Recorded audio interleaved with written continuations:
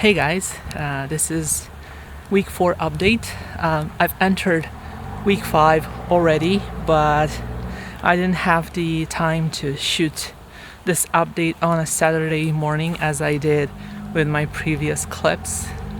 But I know nobody's upset about that. If anybody's upset, that would be me. If you hear something in the background, well, I came to the woods thinking that it's gonna be quiet and nice and the sun will shine, so it will give me a nice, good feeling. But I don't know. There are a lot of people doing things on a Monday morning next to the woods. I don't know, I cannot really explain what the hell's going on, but it's a lot of weird noises. Anyhow, like I was saying, this is update on week 4, and it's been an interesting week as I've been a bit, let's say I've done things slightly different than I did with the other weeks. I've been traveling a bit and I had to drive for 2 of these days. I was mostly in my car and I had a lot of things to take care of in Bucharest, so my time was a bit tight. And because of this, I had to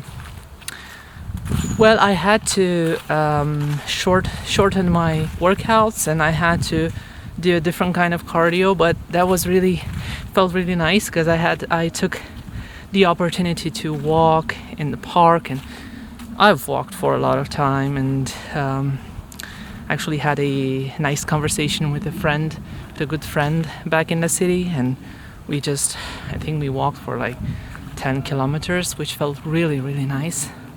And I think my quads are not accustomed to walking on flat ground anymore because I had soreness in my quads for 2 days. And to give you a bit more specifics, I've kept my training routine, but I have switched my cardio just a bit. So I did my regular cardio on Monday, 30-minute elliptical and 10-minute that dreadful CrossFit bike, that rogue bike. I don't know what it's called, air bike or eco bike, or I don't really know, but it's just hard as hell, and that makes me love it. So I did that, and on Wednesday, when I should have done the same thing, I walked a lot. I walked something like 8 kilometers or 7 kilometers, I don't really remember now, and it was about an hour and a half of walking, just slow walking, and that felt fine. And then on Friday I had cardio again, and like I said, I walked in the park. So I walked like 10 kilometers and then another 2 kilometers in the evening when I walked to the gym. And that was my cardio for last week. It felt really easy and light compared to that god-awful thing, that rogue bike. But an elliptical is pretty heavy too, because I do these intervals on it, and I think I've mentioned this before.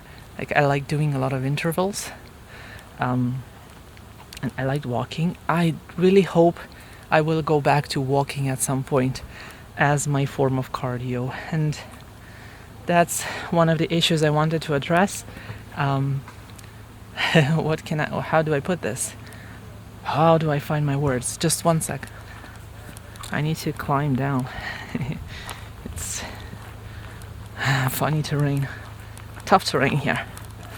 I'm gonna go a bit more where it's more sunny and more quiet, because people have their cars on in here, and it's weird.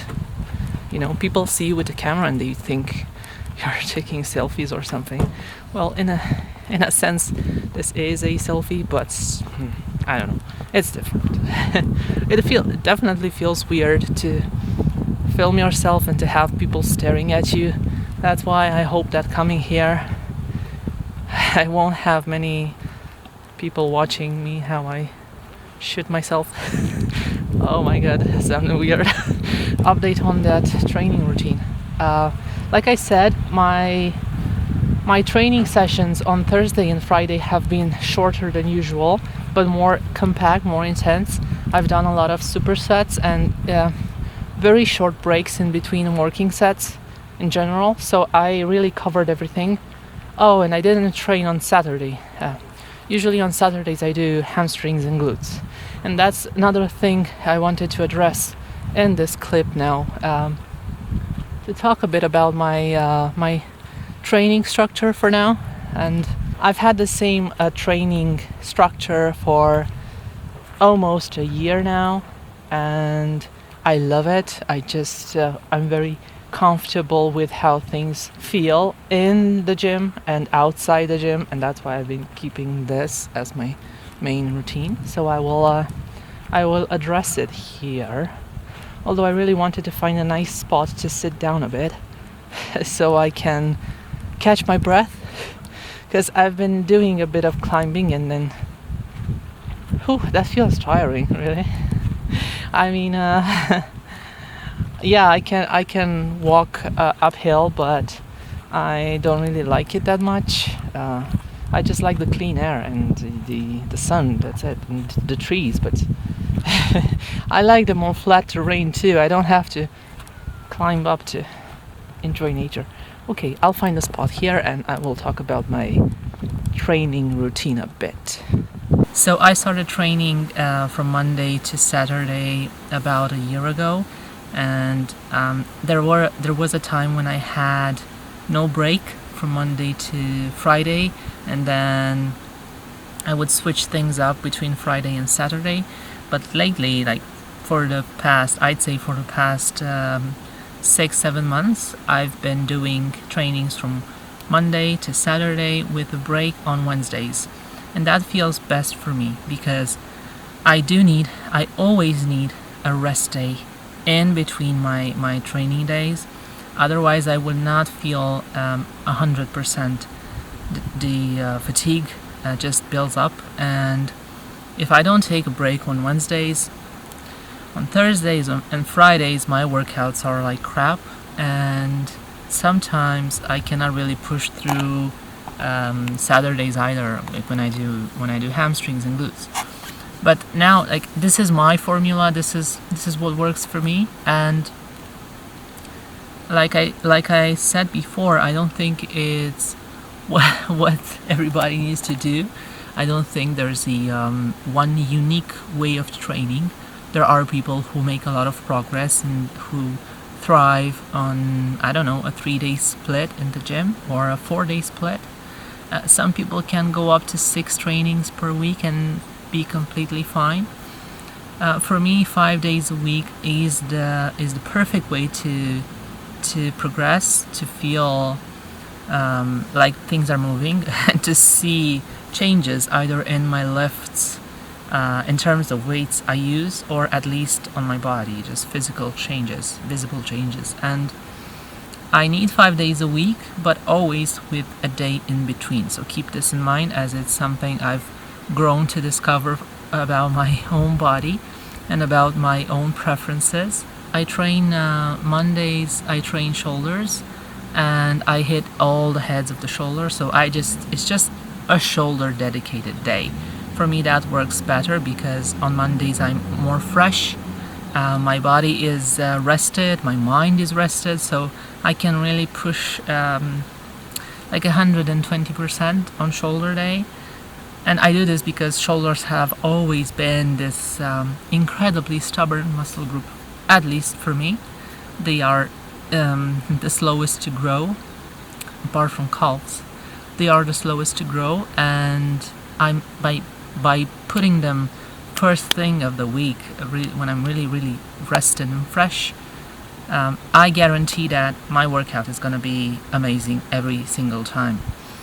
Then on Tuesdays I do quads and glutes, and that involves mostly quad dominant exercises or knee dominant exercises, where I do squats, leg press, lunges, some cable work, both for quads and glutes, and maybe some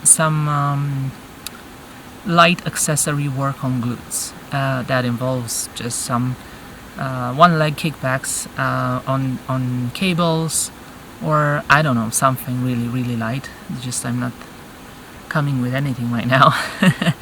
But I vary exercises, at least the light exercises at the end, the accessory work. I always vary those. Like, I switch them up, and I like switching things up. Now, on Wednesdays, like I said, I take a rest day.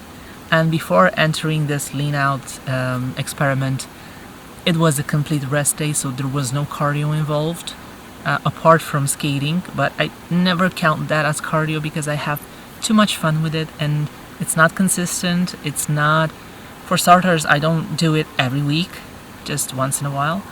Then I don't do it for the same duration of time. Like, I don't skate for half an hour all the time, or an hour all the time. You know, sometimes I skate. Sometimes I skate 15 minutes. Sometimes I skate an hour and a half. It really depends on how I feel, which makes it totally fine and totally the definition of fun. Then on Thursdays I hit chest and biceps. I like that pairing, chest and biceps, and then back and triceps. I've tried the other way around too, with chest and triceps and back and biceps, and I've always found that my arms were too tired. Like, triceps would have been too tired right after chest in the same workout. Same thing with biceps. So they've been switched up for a long time now. And then on Fridays I do back and triceps, which is, right now I'd say it's my lightest workout of the week. Because I don't put in a lot of emphasis on back right now. I don't need my back to grow bigger or thicker or wider or stronger, for that matter. I think my back is fine the way it is right now. I'm very pleased with it. It was a priority when I was competing in figures, so that I really built that back then, and now I'm just kind of maintaining it mostly. That doesn't mean that my workouts are easy. It just means that I don't go to that same intensity I go on shoulders, for example, or on legs. And then on Thursday, after Friday, what comes next? Saturdays. On Saturdays I do hamstrings and glutes again. And it's a bit different because apart from doing hamstring exercises like lying leg curls and sitting leg curls, I do both. I also do a lot of heavy exercises for the glutes, like hip thrusts, like deadlifts, and I do modified deadlifts, one single deadlifts, sumo deadlift with a dumbbell, with a heavy dumbbell. Or I do good mornings, or I do Zercher good mornings, where I put my barbell on my elbows, like that, and I do that. That feels great for my glutes. I'd say the main difference between Monday workouts and Saturday workouts for glutes is just about how heavy I go directly on glutes on Saturday compared to Mondays. And the fact that on Mondays, when I train mostly quads, the glutes get hit mostly indirectly in their stretched position, like squat and leg press and lunge and step up lunge and things like that. Whereas on Saturdays there is a lot of stress on the glutes in their shortened position, like hip thrusts, and good mornings, for example. They put a lot of stress. If you do them right, you put a lot of stress on your shortened range of motion for the glutes. Now, because people tend to emphasize good mornings and deadlifts for their main advantage in the stretched position of a muscle, when you're deep low, stretching the hamstrings and stretching the glutes. But if you do it right, and you put your, for example, if you put your weight in front of you, if you put the stress in front of you and you use a cable, you will have a lot of tension when you squeeze those glutes, And I like to experiment with things in that way. And this has been my training structure for a while. I love it.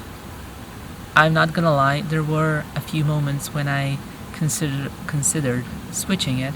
And I might do that after this leaning out phase, as it's gonna already be 10 months into it, I think. 8 months, 10 months, I don't really know. I've stopped tracking things so strictly, and it's been liberating in a sense, because I try to listen to my intuition more, but at the same time not switch everything up from one week to another, because that's stupid too. I'd say just jumping from one advice to another, or from one training philosophy to another, it's not, it will not allow you to get the best results there you could possibly get. But at the same time, I wouldn't be married to a certain way of doing things just because you decided to be on that path, just because you decided to take that route and to train, let's say, like in a bro split, Jesus, in a bro split. And just I think there comes a time when things need to change, and if we really listen to ourselves and we are truly in touch with who we are, and with who and with what we really want, not what, I don't know, something is projected onto us, and we think that we want that, but in fact somebody else wants it from us, and we're not really aware we don't really know how to separate that. It can be a bit tricky, because sometimes we think something is our goal, but in fact it's someone else's goal, but because we are so focused on pleasing the other person, then we make that our goal as well, but it's not really ours, which can produce a lot of suffering and frustration on long term. But I really believe that if we know ourselves, and if we can, at least if we can be honest with what's deep inside us, we can better discern what we really want, what we want from a training session, what we want out of life, what we want with everything, what we want to do for work, and what our limitations are, because some of us, well, all of us, we are humans, so we have limitations. I wouldn't be attached to one single process in this incredible journey that fitness can be, but I would also not switch things up just because you hear me saying I train 5 days a week, or you hear someone else saying they train 3 days a week, or I don't know. I wouldn't just change things up like that. I would say that just be mindful of what you think is satisfactory, like what you believe would bring happiness and joy with what you do. And that may be, I don't know, the weight you lift. It could be a number, the number of plates, the number of kilos you lift, or it could be the number of kilometers you run, or it could be, I don't know, how strict you are with your meals. There are things that bring you joy, and I'd say follow more of that. I'm gonna be honest. This I've started this leaning out as a way to cope with the winter, a way to cope with the lack of sunlight. Well, now it's coming back, but in December and January were awful in this regard.